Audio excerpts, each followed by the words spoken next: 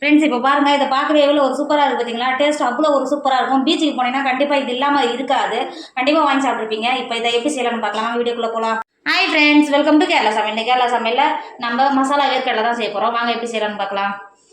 Friends, நான் பச்சை மல்லாட்டை தான் எடுத்திருக்கேன். பச்சை நிலக்கடலைன்னு சொல்லுவாங்க பார்த்தீங்களா, அதுதான் எடுத்திருக்கேன். இந்த இருக்குது பார்த்தீங்களா. இப்போது இதை இந்த மாதிரி உரிச்சு எடுத்துக்கோங்க. இதை வச்சு நம்ம பீச்சிலலாம் சுண்டல் வைப்பாங்க பாருங்கள், அதுதான் பண்ண போகிறோம். இந்த மாதிரி உரிச்சு எடுத்துக்கோங்க. அதுக்கு இது மாதிரி பச்சையாக இருந்தால் தான் இன்னும் நல்லா டேஸ்ட்டாக இருக்கும். இப்போ இது பூரா தோல் நீக்கிட்டு உள்ளே இருக்கிற பயிரை மட்டும் வெளில எடுத்துக்கோங்க. இந்த மாதிரி வெளில எடுத்துகிட்டு ஒரு பாத்திரத்தில் சேர்த்துக்கோங்க. ஃப்ரெண்ட்ஸ், நம்ம இருக்கிற நிலக்கடலையெல்லாம் நல்லா உரிச்சு எடுத்துட்டோம். இப்போது இதை வேறு ஒரு பாத்திரத்துக்கு மாற்றிக்கோங்க. மாற்றி கொடுத்துட்டு தண்ணி சேர்த்துக்கோங்க. நம்ம உரிக்கும் போது மண் ஏதாவது இருந்தால் தண்ணி ஊற்றி நீங்கள் கழுவும் போது கீழே தங்கிடும். இது இருக்குது பார்த்தீங்களா, நல்லா கழுவிட்டு மல்லாட்டை இது இருக்குது பார்த்தீங்க. இந்த நிலக்கடலையை மட்டும் இப்போ நல்லா கை வச்சு நல்லா கழுவிக்கிட்டு நிலக்கடலையை மட்டும் மாற்றிக்கோங்க. இப்போ ஒரு குக்கர் எடுத்துக்கோங்க. நம்ம கழுவி எடுத்து வச்சுருக்கோம்ல நிலக்கடலை ஒரு குக்கரில் சேர்த்துக்கோங்க. எடுத்தது 3 கப்பு நிலக்கடலை இருக்குது. இப்போ இதில் 1.5 கப்பு தண்ணி சேர்த்துக்கோங்க.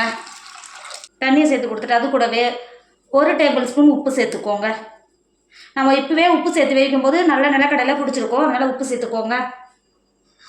உப்பு சேர்த்து கொடுத்துட்டு குக்கர் மூடி போட்டு மூடிக்கோங்க. மூடிட்டு ஹை ஃப்ளேமில் 2 விசில் விட்டு எடுத்துக்கோங்க. ஃப்ரெண்ட்ஸ், இப்போ பாருங்கள் 2 விசில் வச்சு நல்லா ஏரெல்லாம் ரிலீஸ் ஆகிடுச்சு. இங்கே பாருங்கள், திறக்கும் போது எந்த அளவுக்கு நல்லா வெந்து வந்திருக்கு பார்த்தீங்களா. இப்போ பாருங்கள், நம்ம சேர்த்த தண்ணியோடு சேர்ந்து எந்த அளவுக்கு நல்லா வெந்து வந்திருக்கு பாருங்கள். இப்படி எடுத்து உடச்சி பார்த்தா இந்த அளவுக்கு நல்லா வெந்திருக்கணும் பார்த்தீங்களா. இப்போ இது வேறு ஒரு பாத்திரத்துக்கு மாற்றிக்கோங்க. ஃப்ரெண்ட்ஸ், இப்போ பாருங்கள் வேறு ஒரு பாத்திரத்துக்கு மாற்றி எடுத்துட்டோம். பொடியாக கட் பண்ணி வச்சுருக்கா ஒரு பெரிய சைஸ் வெங்காயத்தை உள்ளே சேர்த்துக்கோங்க. அது கூடவே ஒரு கொத்து கருவேப்பிலை கட் பண்ணி வச்சுருக்கோம், உள்ளே சேர்த்துக்கோங்க. ஒரு பச்சை மிளகாயை நல்ல மெல்லிசாக குட்டி குட்டி குட்டியாக கட் பண்ணி வச்சுருக்கோம், உள்ளே சேர்த்துக்கோங்க. அது கூடவே கட் பண்ணால் பாதி தக்காளி இதை உள்ள சேர்த்துக்கோங்க.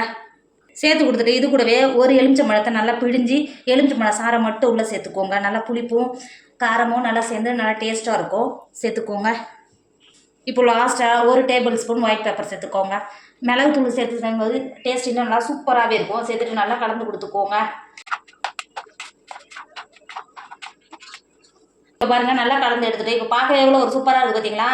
நல்லா கம்ம வாசனையோட டேஸ்ட் அவ்வளோ ஒரு சூப்பராக இருக்கும். நம்ம மசாலா கடலை நம்ம பீச்சுக்கெல்லாம் போனீங்கன்னா இது மாதிரி தான் விற்பாங்க. மசாலா கடலை அவ்வளோ ஒரு டேஸ்ட்டாக இருக்கும். கண்டிப்பாக நீங்களும் வீட்டில் ட்ரை பண்ணுங்கள்.